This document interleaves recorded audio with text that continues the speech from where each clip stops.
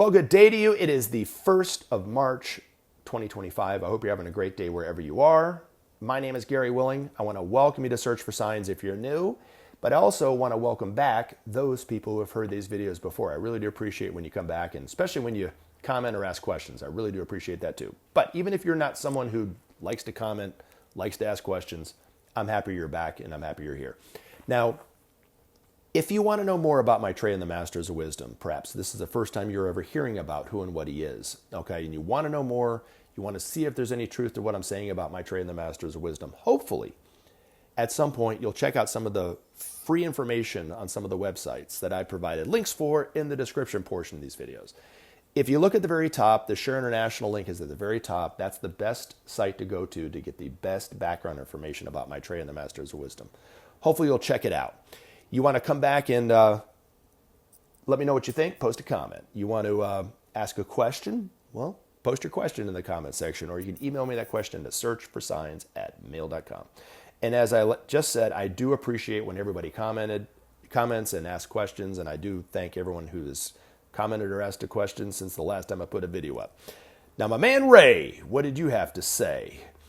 Well, comment about what you commented. I just may. But I'm sure you'll still think I'm cray-cray. And that is my poem of the day. All right, Mr. Ray, what did you have to say? Gary, only a slave says there are masters. You are the master. And that, of course, is my poor attempt at trying to sound like Darth Vader from Star Wars. But anyway.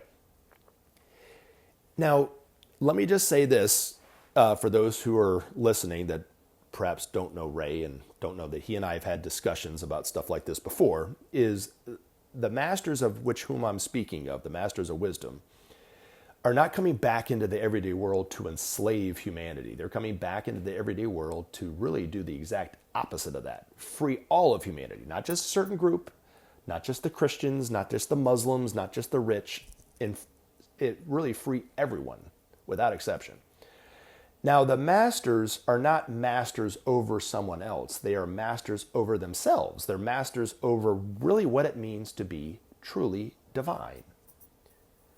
Now, just as humanity is a kingdom above the animal kingdom, and the animal kingdom is a kingdom above the vegetable or the plant kingdom, and the plant kingdom is just above the mineral kingdom, there is a kingdom on this planet just above the human kingdom.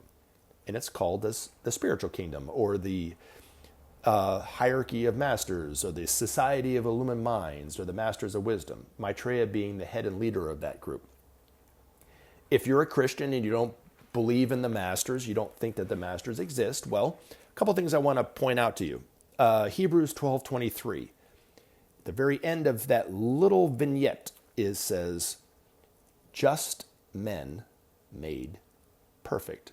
A direct description of these masters put in there about to talk up in a very little small way and kept in there, I guess, unknowingly by most Christian theologians over the years. But and I've never heard a preacher use or talk about Hebrews 12:23.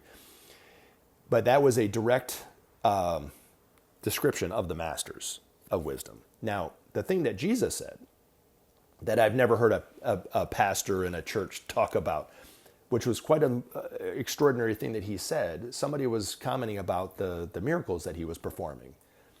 And he said, greater things than this shall you do yourself. So all the wonderful things that Jesus did that people admire and look up to and worship today, Jesus himself said at the time, greater things than this shall you do yourself. Meaning that the love that he had towards humanity, our love will be just like that. The wisdom that he taught humanity, we will be able to share that wisdom too. And not just try to get a glimmer of that wisdom from someone else that claims to know what the inner thoughts of Jesus because they call themselves a preacher or something like that. We'll be able to share in that wisdom too. The freedom in who and what Jesus was and how he used that for the good of all humanity, we will do that same thing ourselves because are destined to be masters just like these masters are masters. but masters over ourselves, not masters over someone else. Now, in the slave, to address the slave comment that you said, right? Only a slave says there are masters. The only thing that really is enslaving humanity is fear. And the masters are here to teach us how to overcome fear. But even in the historical, relationship between a master and a slave in that way, right? That, the enslavement of another human being. There is fear on both sides. That's why slavery even exists. A person would not desire to enslave another human being unless they were not filled with fear. You couldn't do it if you were truly self-realized, seeing all of life and love of what it really is one humanity. You couldn't enslave somebody else. You can't even harm someone else when you do that. So how could, and there's nothing more harmful than enslaving somebody else, right? But so how could you harm someone if they truly were you, right? You wouldn't do that. You wouldn't have any desire to do that. So all the great teachers of the past were here to teach us, and these masters of the future will teach humanity how to truly be free from fear. But fear and conditioning are really what enslave humanity. Now, the good news is that we're coming to the point in our long, sojourn on earth as humanity. We're coming to the point and just beginning to wake up to the truth of who we are as a humanity, as a spiritual, the spiritual truth of who we are, which is one, which is oneness and those kind of things, which will free humanity from the fear from each other, from life itself, and give us the ability to truly live the way we should be living, which is as these masters are living, free.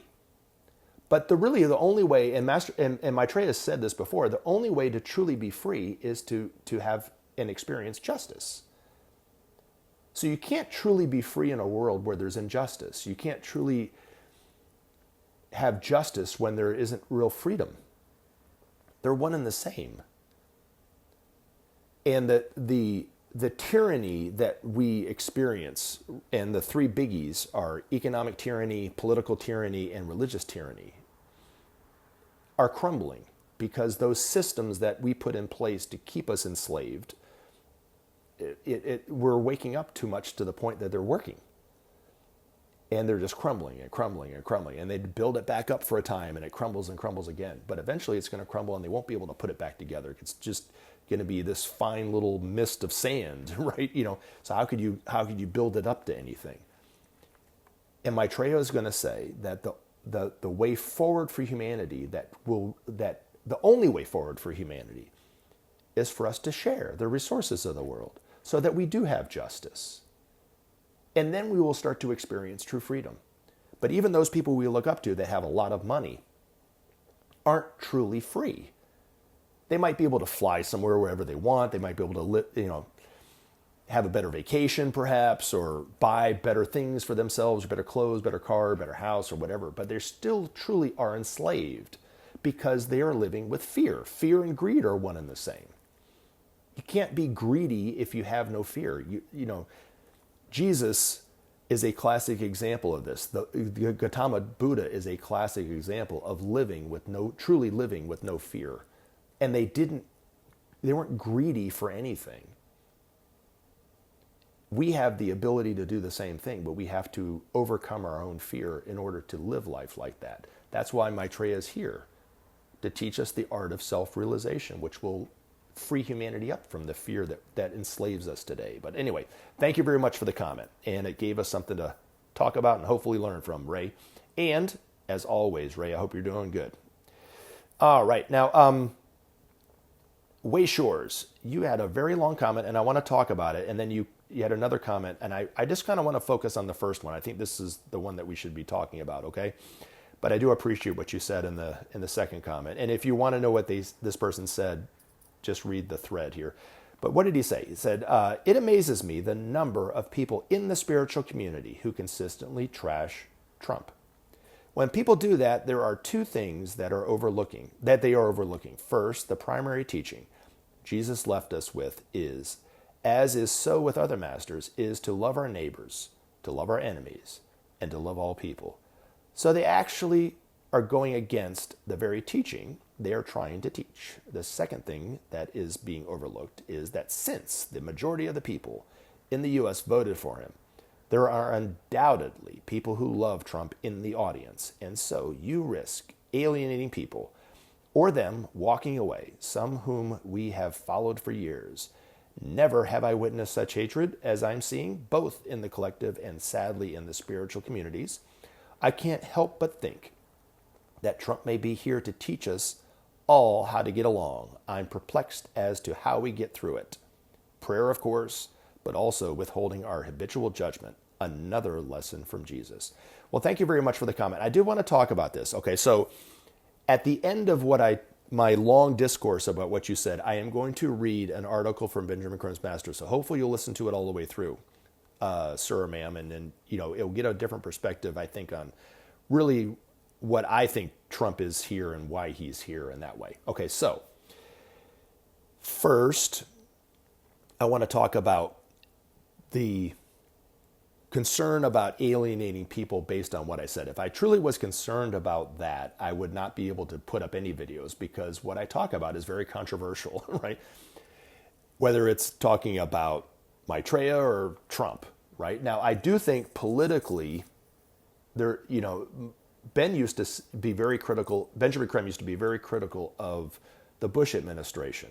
His masters expressed his criticism over the Bush administration. Now, Benjamin Creme is unfortunately not here with us now. He went on an incarnation back in 2016, but he said that really the reappearance of the Christ and the Masters of Wisdom and the political tyranny, they're related. So when you speak out against the injustice politically, you're helping the reappearance of the Christ and the Masters of Wisdom. Those were his words, kind of in that way. Well, maybe not his words, but they were, how do I say it? It's a paraphrasing of what he said. Okay, let me put it like that. Now, that being said, I would say that when I talk about Maitreya and the Masters of Wisdom, I'm not doing it to create followers or to make money off of course, but I'm also not doing it to increase the size of this channel. Most of the analytics that I read on a monthly basis about the audience, my audience, the majority of the people listen and never come back. Now, for most YouTubers, that would be a disastrous statistic to read about their channel, right? They want people to keep coming back and coming back and coming back. I don't care about that because I'm not trying to build a followship. I'm trying to let new people know who don't know anything about Maitreya and then hopefully encourage them to do their own research. Now, if people come back, I'm happy about it. Don't get me wrong. And I do care about the people that come back, just as I care about the people that don't come back. But it really is for you, the listener, to decide whether to come back or not. It doesn't matter to me. Ben used to always say that when he would give a lecture, he would always say he had the simplest job in the world. All he had to do was let you know about Maitreya and why he's here. It was for you to do with it what you wanted, right? And by him letting you know who Maitreya was, and then you being informed of who Maitreya is, it allowed Maitreya to enter your life without infringing your free will. You didn't have to believe it. He said he didn't have to try to convince you of the truth of what he was saying. It was for you to see the truth in it yourself. And I have to say that that's my intention as well by putting these videos up. So if people come and they come back, great. If they don't, that's great too. Because my job's done either way. You know what I'm saying?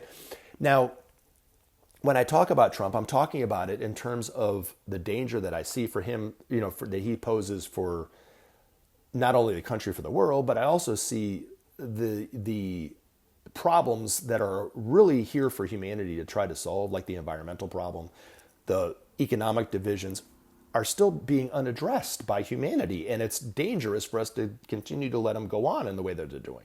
Okay, now, getting back to the whole comment about Trump and the hatred and the spiritual community, I can't speak for other people.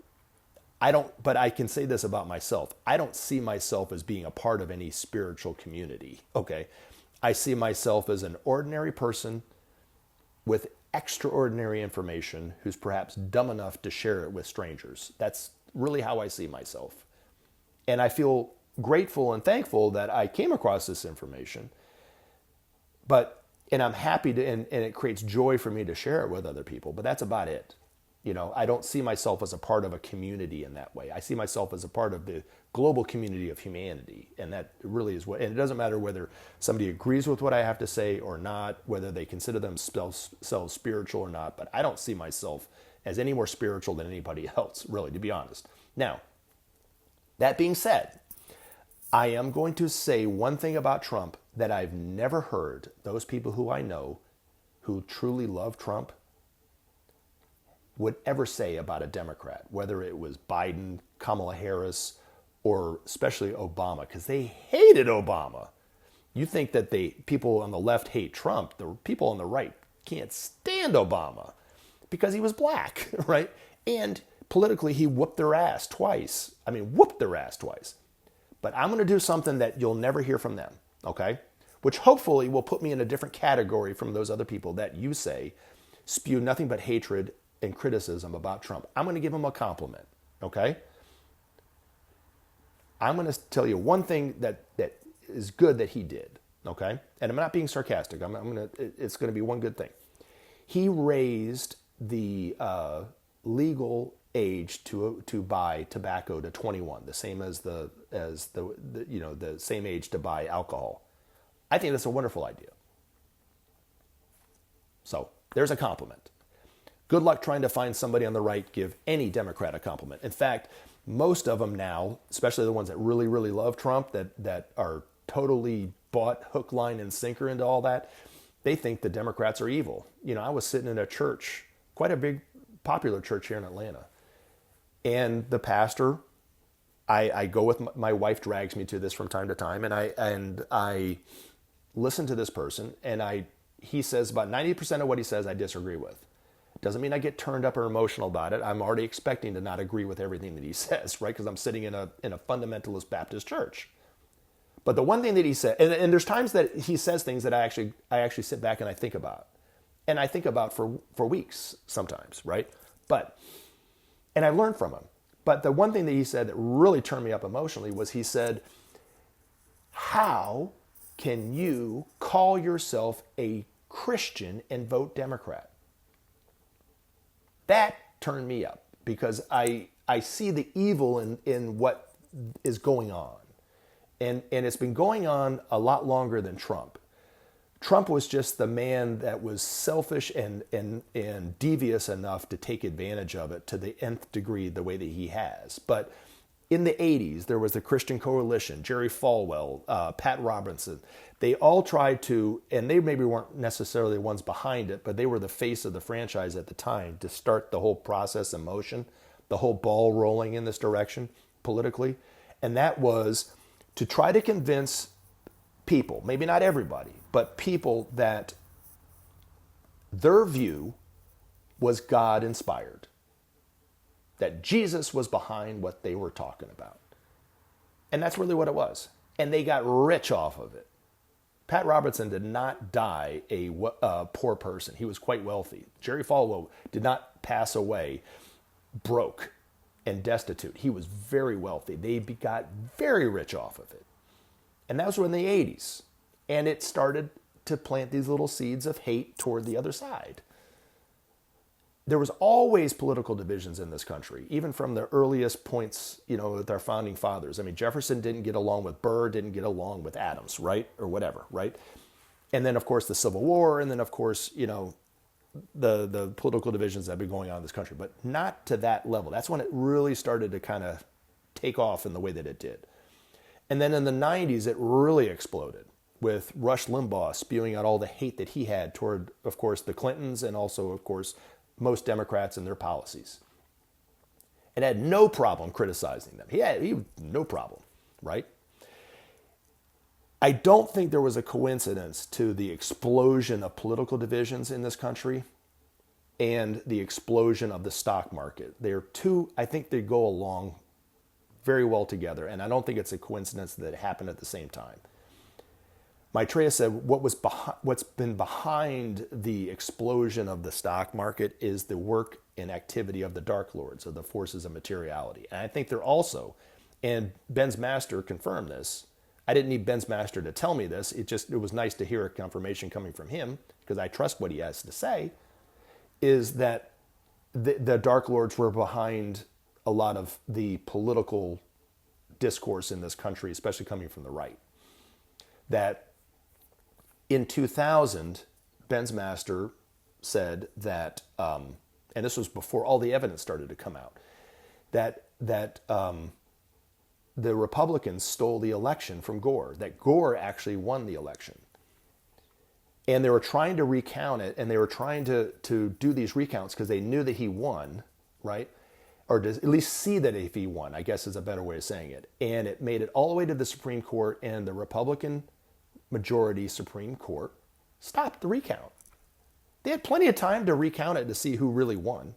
It could have actually been better for Bush, but they did not allow the recount to count because I think they knew that that would have meant that Gore actually won.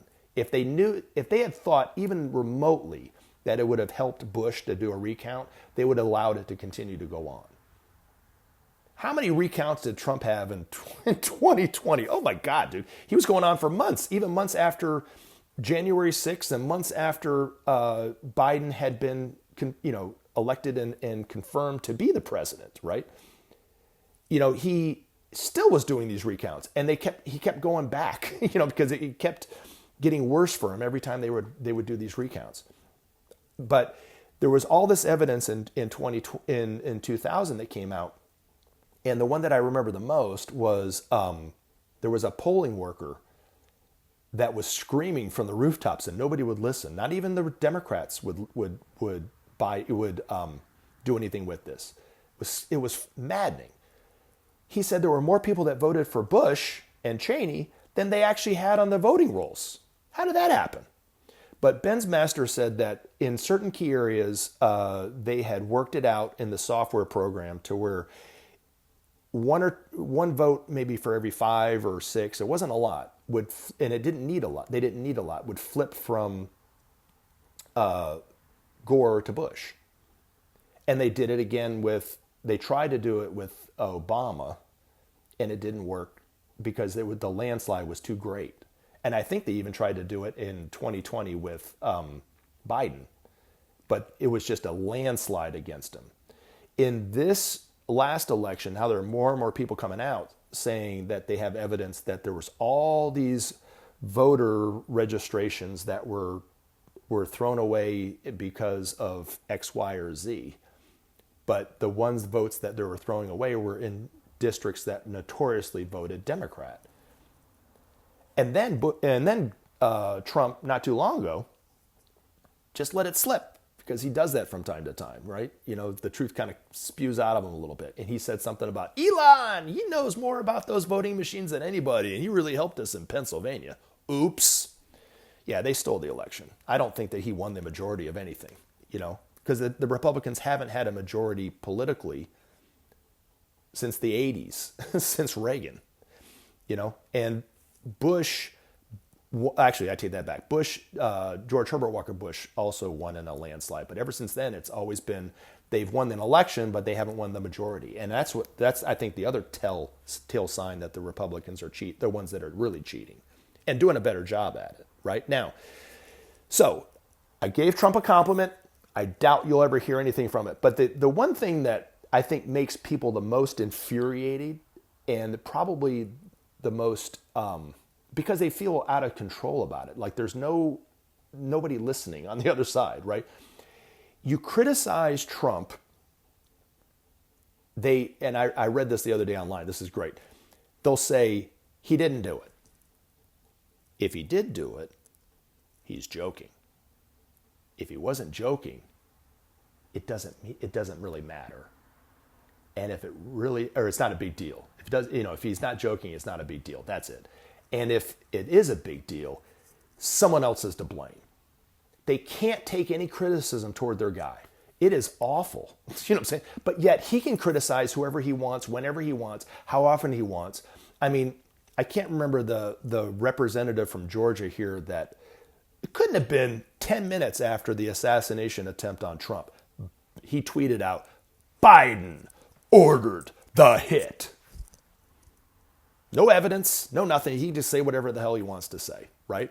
And even if, and this is the other little side point that's making people very worried about Trump himself, is that was not long after the Supreme Court granted any president total immunity. So Biden really could have sent SEAL Team 6 to Pennsylvania to take him out. This is coming from the Supreme Court. Okay, I'm not making this up. This is an exaggeration, right? Now, Biden, as critical as I've been about Biden, even with that power that the Supreme Court just handed any president in the future, the ability of total immunity to do whatever he wants, he stepped away from the power. I'm wondering if Trump's going to do the same thing. Just saying. Because he didn't do it the last time. What makes us think that he'll do it this time? But it is our right as citizens in a democracy to be critical of what we see is wrong. It doesn't make us less loving people. I'm not speaking for those people who you say spew hatred. I'm talking about me. You commented on my channel, sir or ma'am, about me, based on my comments of Trump. It is my right as a citizen to say what I say. It's your right as a citizen to go along with what I say or agree with what I have to say or not, right? But doesn't mean I'm not trying to be a more loving person, right? But I said, Jesus, he called out the political establishment too by calling them hypocrites. He called the Sanhedrin hypocrites. Did it mean he didn't love them? No. He was just speaking the truth as he saw it, right? I'm just speaking the truth as I see it. But, the thing that, like I said, the thing that makes me the most frustrated is how people just, it's hypocrisy. They whatever Trump does is okay. Like I said, he didn't do it. If he did do it, he was joking. If he wasn't joking, it's no big deal, right? And if it is a big deal, then somebody else did it. I mean, that's basically it. Or they get very emotional themselves about it, right? Now, imagine, and this is something that Trump just did this last week, I think. I mean, there's been such rapid fire over the last 4 weeks with him in office, right? He just tweeted out, "Long live the king," talking about himself with a picture of him with a crown. Can you imagine if Obama had done that? Can you imagine? And if you think it would have been no big deal, you are fooling yourself.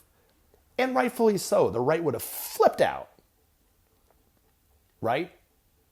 But all the things that the right have been afraid that the left was going to do, Donald Trump is doing par excellence, and yet they have no problem with it. But it's leading us into something. What is it leading us to? And this is what I want to read about coming from Benjamin Creme. This is what I really think is going on with Donald Trump. And as much as I enjoy listening to this Brother Paul's channel, Antichrist 45, how he thinks he's the Antichrist, it's entertaining to me. I know he's not the Antichrist.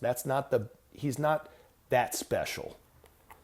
But what I think Donald Trump is, he's one of many people who, throughout the years, have acted as the sword of cleavage. You said he's wondering if he's here to teach us how to love. I don't think he can teach anyone how to love because he doesn't love himself. Maybe teach you what not to do, right? But I don't think he can really teach anybody how to love. But what he is doing, and why I think he's here and what he really is doing, is creating this huge division, even more so than it was before he became on the scene, right? I mean, it's just, you can't deny that, right? We were at least in agreement on that, right, sir or ma'am? But this is what Benjamin Creme said about that master said about the sword of cleavage, which is something that Jesus said in the Bible. I come not to bring peace, but to bring a sword, to set father against son, mother against daughter, brother against brother, neighbor against neighbor. Right? But this is what he said. And this is, if you listen to what he says in reference to Donald Trump, it might give you a little bit more hope, a little bit more encouragement, maybe a little bit better understanding of people like me that are against him, that are speaking out, and people that are for him that think that he can do no wrong. Right?